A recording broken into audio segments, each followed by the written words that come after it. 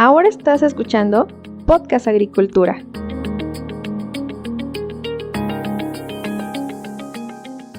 Hola a todos, espero que se encuentren muy bien. Me da mucho gusto saludarlos nuevamente. En esta ocasión me acompaña para una nueva conversación Saúl Báez, quien es el director del Agropark en Querétaro. Y en esta ocasión vamos a platicar justamente sobre el modelo de producción que se maneja en Agropark, así como otras cuestiones relacionadas con este proyecto tan interesante de agricultura protegida. Pero antes, Saúl, buenos días, ¿cómo estás? Hola Olmo, ¿qué tal? Buenos días a todos. ¿Todo bien por allá? Bien, gracias a Dios, aquí trabajando mucho, pues como en todo el país, ¿verdad? Con situaciones muy interesantes, los climas, todo, pero aquí estamos trabajando. Excelente, Saúl. Oye, antes de comenzar, cuéntame un poco sobre tus orígenes con el agro. ¿Cómo fue que terminas trabajando en este sector? Bueno, mira, siempre es un poco interesante. Yo soy de carrera contador público. Tengo ya más de 30 años trabajando en el área agroindustrial. Y bueno, pues aunque de carrera soy contador público, realmente de vocación soy ingeniero, no soy productor agrícola. Y Ok, bueno, desde ya 10 años manejando el Agropark de Querétaro, entre otros proyectos. bastante interesante. ¿Cómo se da esta transición entre estudiar contaduría pública y de repente encontrarte ante el liderazgo de un proyecto como este? Bueno, finalmente la gente que somos contadores, al igual que muchas otras carreras, la contaduría tiene una gran ventaja de que te permite tener tratamientos de en diferentes entidades productivas. Yo ingresé como contralor hace muchos años en una empresa agrícola y de ahí fue donde me empecé a dirigir sobre este giro, ¿no? Empecé a manejarme en este giro y así es como me ha llevado. Yo llegué al Agropark hace 10 años a través de una invitación de uno de los inquilinos o socios del Agropark y afortunadamente después de 10 años he estado compartiendo aquí todo lo que es este gran proyecto, un proyecto que pues seguramente muchos de ustedes ya lo saben, surgió como un proyecto de incubadora de negocios y pues aquí estamos. Obviamente ya no es una incubadora, ya son casos de éxito probados con más de 300 hectáreas en la primera etapa productiva y aquí es como estamos trabajando. Así es. Así como lo mencionas, pues el Agropark es un proyecto que creo que todos o casi todos los que estamos en el agro en México ubicamos porque es un modelo de negocios que se ha puesto como ejemplo en diversas cuestiones. Pero cuéntanos un poco más, Saúl, sobre este origen, ¿no? ¿Cómo y cuándo surgió el modelo del Agropark? Bueno, el proyecto del Agropark nació ya se empezó a gestionar hace casi 20 años.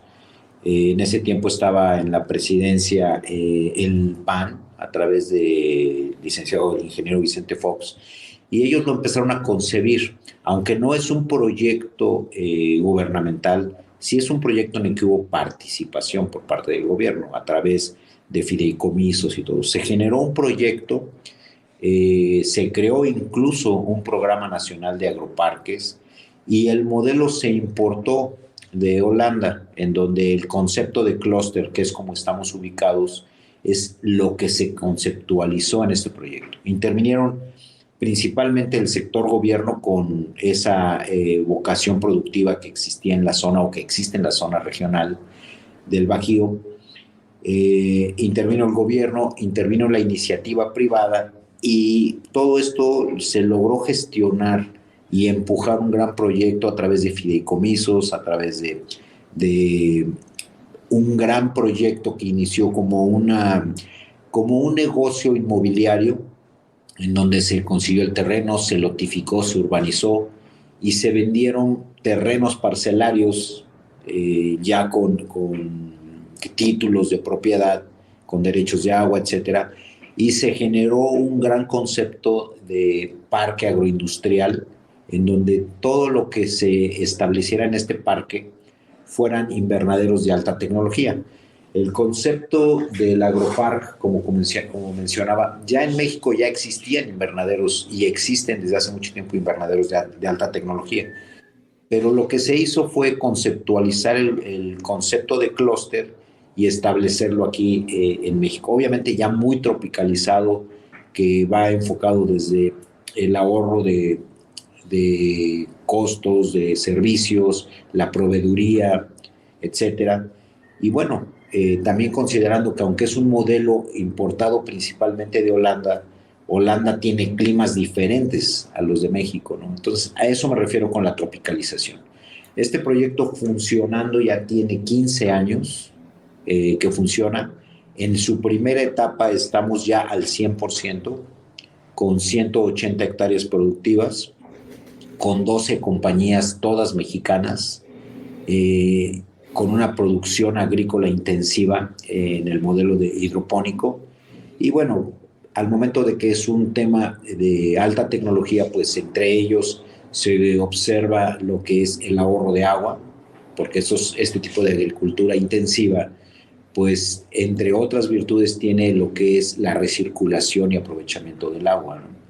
Es una gran ventaja.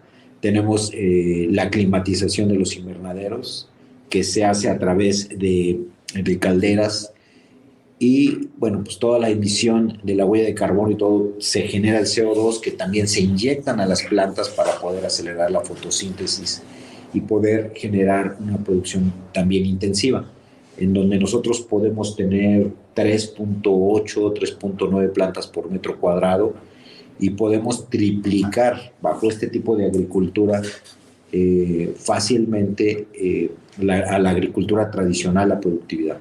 En algunas variedades podemos tener hasta 70 kilos de producción por metro cuadrado, cuando en campo abierto, con las mismas condiciones, pero en campo abierto, podemos llegar quizás a 17, 18 kilos. Entonces, ese es parte de este gran proyecto que, como bien comentabas en un inicio, como hubo una gran voluntad política, se encontraron a los desarrolladores, se encontraron a los inversionistas, pues hoy por hoy es un caso de éxito probado en toda Latinoamérica, ¿no? Desde México hasta Argentina, y estoy seguro que en muchos estados o muchas ciudades de Estados Unidos y Canadá seguimos siendo un referente muy, muy importante en el medio, ¿no? Este modelo de clúster, Saúl, ¿por qué se inspira en la producción holandesa? Allá se utiliza mucho este modelo, y también si nos puedes comentar, así como este agropark, ¿existen otros en Latinoamérica? Bueno, mira, la primera pregunta es, ¿por qué se inspira en Holanda? Bueno, Holanda no es un secreto que siempre está a la vanguardia en todo lo que significa la tecnificación del tema agroindustrial, en los cultivos, en la protección de los cultivos, en la maquinaria, en los temas de empaques, de envases, en fin, tienen un perfil muy interesante, y ellos van a la vanguardia. Esa es la razón. La mayoría de las estructuras de los invernaderos pues son holandesas, son francesas, son españolas, pero los holandeses son los que van a la vanguardia. Okay. Afortunadamente ya tenemos empresas mexicanas también que hacen muy, muy buen contrapeso, con calidad, con servicio, con el servicio postventa, etcétera, y que nos hacen competitivos. Y eso también es parte de esa tropicalización.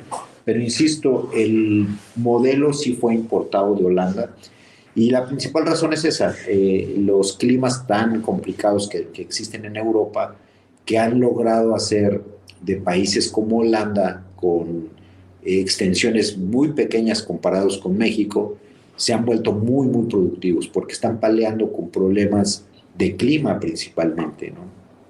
Ok. Ahora, esa es la primera pregunta. Ahora, yo entiendo que hoy por hoy sí se ha tratado de replicar el concepto del agropark en México y en América Latina, ¿no? Centroamérica, Sudamérica, etcétera. Hay varias condiciones para que este modelo pueda funcionar. No nada más es el tema de la voluntad política, que es muy importante, la voluntad empresarial, También los climas obedecen. Los invernaderos de alta tecnología pues no son necesarios en todas las latitudes, ¿no? Entonces, eso conlleva también a que ciertos lugares sí son muy propicios para este tipo de agricultura. Tenemos datos muy interesantes en donde Honduras, donde Panamá, el mismo Costa Rica, hablando en Centroamérica y Sudamérica, Colombia, Perú, Ecuador, han estado desarrollando proyectos muy interesantes. Todavía no de la envergadura que tenemos en Agropark, pero sí están siendo muy interesantes. Por ejemplo, el caso de Perú, en donde ellos se han vuelto un país agrícola muy, muy interesante con servicios de logística, con prontitud, con calidad, que están siendo competitivos con productos estratégicos que México hoy por hoy todavía es líder productor, ¿no? Sin embargo, tenemos contrapesos muy interesantes. Y muchos de ellos se han intensificado en agricultura altamente complicada, ¿no? Sí. Pero hoy por hoy el Agropark de Querétaro sigue siendo todavía el referente número uno en América Latina. Interesante. Oye, Saúl, en el caso del Agropark Querétaro, ¿ha habido evolución en el modelo que ustedes han tenido desde su concepción original hasta este momento? ¿Qué cambios o qué mejoras han implementado? Bueno, evidentemente todos los invernaderos dentro de este modelo de negocio son de alta tecnología, pero evidentemente se van renovando las tecnologías, se van renovando las mismas estructuras, las alturas, los temas de riego. Sí hemos tenido innovación y esa innovación viene prácticamente de la actualización de esos proyectos, ¿no? Al final del día, todo esto tiene que ver con mayor inversión, mayor productividad. Entonces, sí tenemos innovación. Hay invernaderos que llegaron aquí hace 15 años y hay invernaderos que tienen 2 años. Entonces, la diferencia tecnológica sí es latente, ¿no? Y no es otra cosa más que la actualización de dichas tecnologías, desde estructuras, desde sistemas de riego, sistemas de empaque, en fin, todo este tipo de situaciones.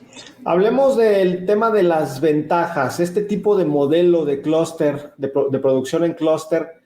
Tú, obviamente, pues al ser el director de este agroparque, seguramente las ventajas las tienes muy presentes y deben de ser bastantes o varias. ¿Cuáles dirías que son las principales? Pues mira, evidentemente un proyecto de un clúster de este tipo tiene muchísimas ventajas desde la urbanización interna. Tenemos infraestructura gubernamental, tenemos, por ejemplo, te puedo comentar, conectividad, tenemos gas natural que estos invernaderos lo requieren, tenemos un ducto que pasa justo enfrente de nosotros y dentro del agropark nosotros tenemos una red de distribución interna. Al momento de que consolidamos el consumo del gas, pues evidentemente los consumos bajan sustancialmente. Tenemos un tema de proveeduría que es muy importante. No es lo mismo que un proveedor de lo que te vaya a vender dentro del giro. No es lo mismo ir a visitar a una unidad productiva de 10 hectáreas, de 15 hectáreas, que son muy interesantes, a ir a visitar una concentración de 180 hectáreas, ¿no? Entonces eso también coadyuva mucho en lo que significa la proveeduría, la concentración de servicios, todo lo que es la transferencia de tecnología interna, la distribución, la consolidación de carga. Eso es con respecto a los servicios, pero también, por ejemplo, gubernamentalmente es muy importante porque nosotros pues hacemos mucho peso a los 3 niveles de gobierno, al nivel municipal, estatal, federal. Este clúster, por ejemplo, da trabajo directo a más de 4,000 trabajadores, todos bajo el esquema de seguridad social. Okay. Y los inversionistas de estas empresas ya han crecido dentro del estado de Querétaro en diferentes municipios. Hoy por hoy tenemos ya, aquí en el parque tenemos 180 hectáreas productivas y los mismos inversionistas ya están afuera con otras 100 hectáreas productivas. Lo que ha originado que en el estado de Querétaro, por muchas razones, entre ellas el tema climatológico, haya logrado estabilizar a este estado como un productor agrícola de alta tecnología. Se está solidarizando en ese aspecto, ¿no? Entonces sí hay muchas ventajas de estar aglutinados en un clúster representados por una asociación civil, en donde cada empresa es independiente, pero sí manejan muchas ventajas al estar concentrados en un solo punto, ¿no? Aunado a eso, pues también comercialmente es muy impactante la productividad de este clúster, en donde tenemos alrededor de 150,000 toneladas de producción agrícola. Y eso pues, representa un punto muy interesante, representa un porcentaje sumamente interesante para los consumidores, principalmente canadienses y norteamericanos, bueno, estadounidenses. Y en el caso de los retos, ¿qué nos puedes comentar? Me imagino que debe de tener sus retos el operar un proyecto de esta magnitud. Sí, claro. El principal reto, creo yo, siempre va a ser la mano de obra. Este parque no es la excepción. Tenemos escasez de mano de obra. Y la razón es simple. Los trabajadores también tienen conceptualmente, es más interesante para ellos trabajar en una fábrica, aunque pudieran ganar lo mismo o menos, que trabajar en un invernadero. Entonces, socialmente estamos empezando a tener ese tipo de problemas. Nosotros traemos a todos nuestros colaboradores, o a la mayoría de los colaboradores, beneficiando a más de 30 comunidades en un radio de 30 kilómetros. ¿Qué significa? Que tenemos que ir a buscar la mano de obra, el fuerte de la mano de obra, para que estos invernaderos puedan trabajar, ¿no? Ese es uno de los retos. El otro reto, evidentemente, y es un reto a mediano y largo plazo, es el tema del agua. Estos invernaderos de alta tecnología recirculan el agua, tenemos esa ventaja. Sin embargo, Querétaro pues, es un estado semidesértico. Entonces nosotros tenemos una vocación y un proyecto muy interesante para realmente poder tener proyectos adicionales ligados mucho al gobierno, concretamente a Conagua, a Profepa y a todas las dependencias, para efectos de que realmente podamos tener un recurso hídrico garantizado. Ya vimos que en el país pues ya tenemos problemas en el norte, los hemos tenido desde hace mucho tiempo, pero ahora ya son latentes, donde realmente la escasez de agua ya es un factor importante. Querétaro tiene problemas de agua y nosotros tenemos que ver la manera de que no solamente con la recirculación, sino también que podamos encontrar plantas de tratamiento, distritos de riego, transferencia de tecnología, una serie de factores que nos puedan brindar y desarrollar microclimas, ventajas de aplicación de agua, en fin, una serie de situaciones. Esos son los principales retos, no son los únicos, pero son los principales. Y con el tema de la escasez de mano de obra que nos has mencionado y que obviamente está afectando allá al Agropark, pero también a buena parte de la producción nacional, ¿el Agropark podría constituirse en algún momento como este punto de la agricultura nacional en el cual surjan o se utilicen por primera vez robots agrícolas en México? Bueno, evidentemente esa es parte de la innovación tecnológica y sí estamos muy desarrollados. De hecho, se han empezado a hacer cosas a través de la innovación tecnológica justo por el tema de la mano de obra. No solamente los robots como tal en el aspecto de la cosecha, en el aspecto del riego, en fin. Hoy por hoy ya se tiene tan tecnificada la agricultura que ya mucha de la mano de obra que anteriormente se utilizaba pues se ha ido sustituyendo por mecanismos automatizados. Primero sistematizados y después automatizados, ¿no? En los términos de temporada, a través de maquinaria especial para poder desgastar y deshacer todos esos residuos, en fin, hay mucho tema de innovación tecnológica y evidentemente este proceso en su momento tendrá que ir tomando mucho más auge, pero sí, día a día vamos tomando esas tecnologías. Nos comentaste que la primera etapa del Agropark está completa. ¿hacia dónde va el Agropark? ¿Dónde ves tú de manera personal el Agropark en otros 10 años? Ya llevas 10 años ahí, otros 10 años. Bueno, el agroparque está dividido en dos etapas. El primer polígono es de 300 hectáreas, 180 productivas y las demás entre infraestructura y una serie de áreas. Y la segunda etapa es un polígono de 500 hectáreas donde se tiene planeado tener 200 hectáreas de invernadero y lo demás entre vivienda, entre negocios alternos a la agricultura, etc. Eso es el desarrollo inmediato. ¿A dónde vamos? Pues evidentemente el agroparque es un referente productivo. No creo que sea tan fácil que una sola entidad productiva pueda tener 150,000 hectáreas, 150,000 toneladas, perdón, de producción. Ojalá que así se pueda replicar, o sea, sí sería un deseo de nosotros que se pudiera replicar, pero hoy por hoy esas 150,000 toneladas sigue siendo un gran referente en donde al Estado le genera ingresos, generamos divisas porque toda la producción agrícola es de exportación. En fin, hay muchos factores que benefician este proyecto. ¿Cómo nos vemos? Pues realmente teniendo más desarrollo, lo seguimos teniendo fuera del agroparque, los inversionistas siguen extendiendo sus áreas productivas. ¿Y por qué fuera? Porque uno de ellos es los terrenos, la otra es la mano de obra. En fin, hay muchos factores que han hecho que salgamos del agroparque con proyectos de crecimiento, pero dentro del estado de Querétaro. Todavía afortunadamente gozamos de una seguridad latente, que eso nos permite seguir haciendo inversiones interesantes en donde las inversiones entre el agroparque y las que están fuera debemos de estar ya cerca de los 400, 500 millones de dólares.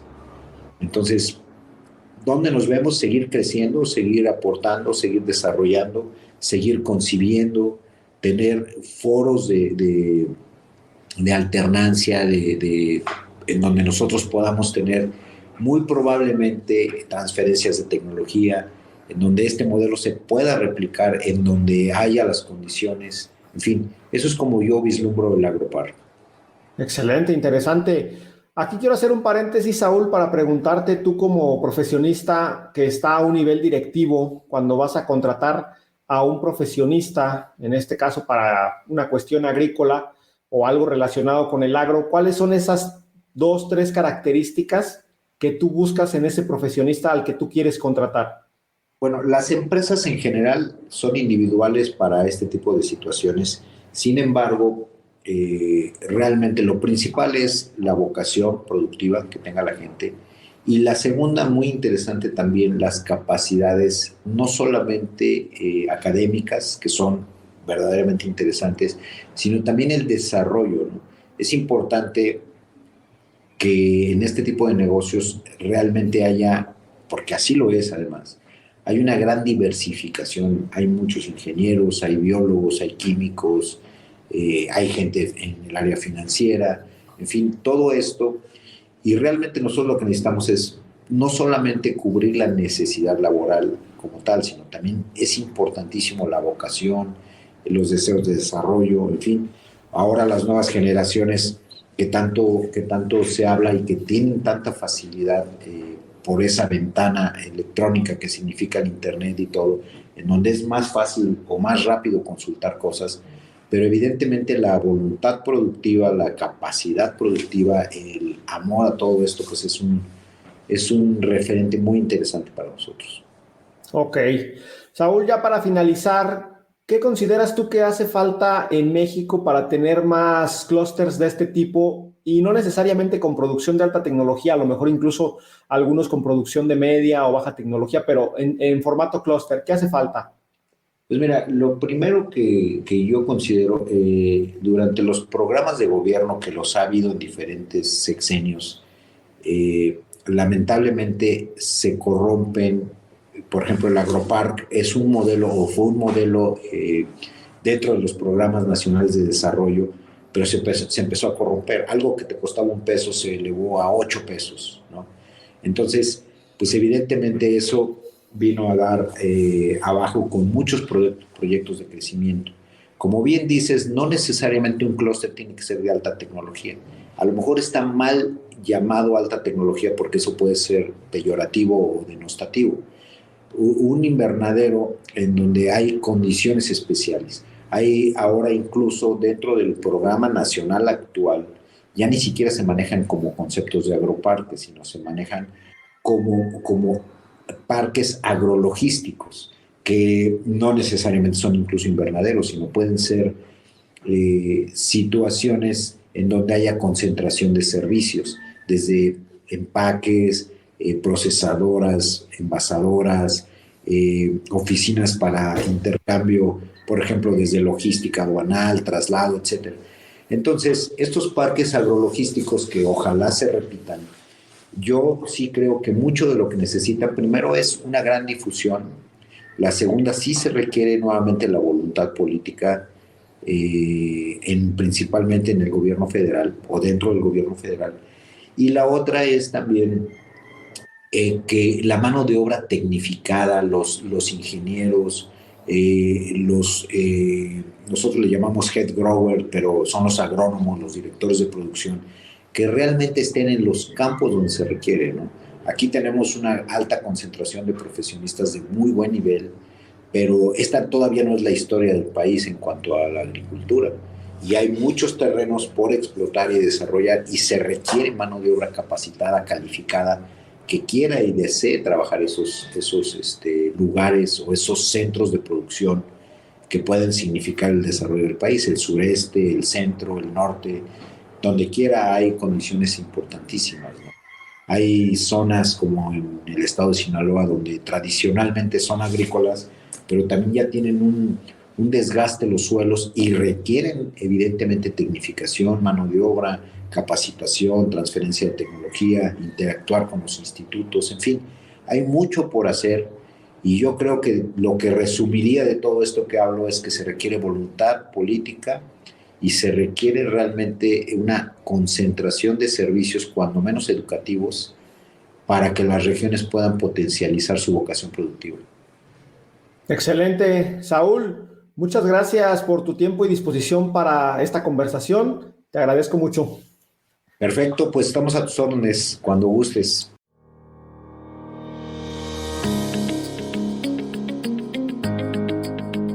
Hemos llegado al final de este episodio. Muchas gracias por escuchar Podcast Agricultura.